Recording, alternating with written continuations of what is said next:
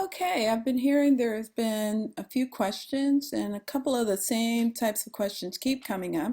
So I thought I'd put out this video so you can have it as a reference and use it, and hopefully it'll help guide your group in terms of doing your quantitative analysis that's due on Thursday. So here, one of the questions I continue to hear is, how do we create this variable Dr. Davis is asking for called composite? I think I asked you to create this variable and have it be a mean across the scale that you're given. So let's look at that. What we do is we click transform, we click compute the variable, and I'm going to just call this composite 2. All right.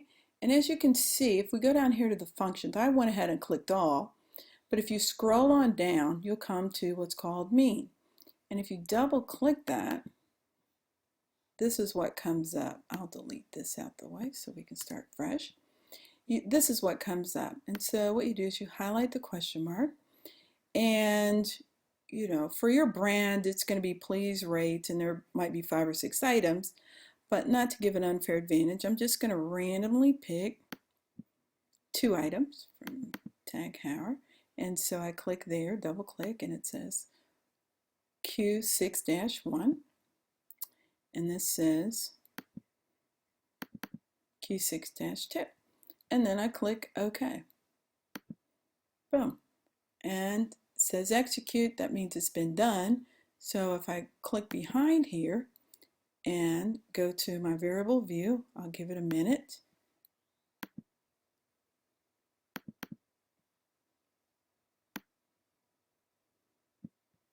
It always takes a second.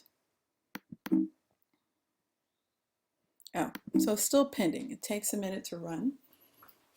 There it is. There are my numbers. Okay, and then you have your composite 2.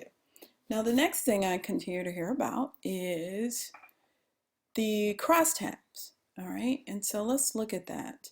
So we go under Analyze, Descriptive Statistics. We go under crosstabs, right? And so one of the things I ask you about is race, gender, age, those kinds of things against the scale that you're using. Now, you can do it for each item, or you can look at the composite. And it doesn't matter what you put where, just as long as you can interpret what's going on. So I'm going to put composite 2 as a row. I'm going to put race here as a column. And let's say I want to look at another variable. Let's see here. Just pick something. I just picked another random attitude. So there you go. Then I click on statistics and I click on chi-squared.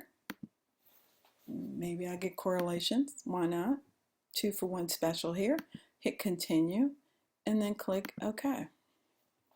And I wait a second. And I think this takes a little longer when you're not running it on the university system. So we're going to have to wait a second. Okay, after a couple of minutes wait, here is what we come up with. We have our crosstabs, okay, and how people responded. And then we have our chi-squared test. And what this will show us is the likelihood that the changes we're seeing are due to the variables that we're testing. So the likelihood that race is causing the changes that we see in the composite score. Now the other question I'm getting is, do we have to do PowerPoint with our presentation? You don't have to do PowerPoint, but my recommendation is use some type of presentation software to show me your analysis.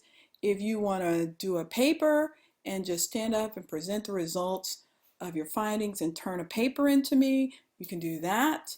It's totally up to you, but that's just my recommendation. Okay, I think that pretty much covers the questions that I've been getting from people. Um, if you have any more, just let me know. I will be checking my email. I know William is checking his as well. Feel free to reach out to either one of us.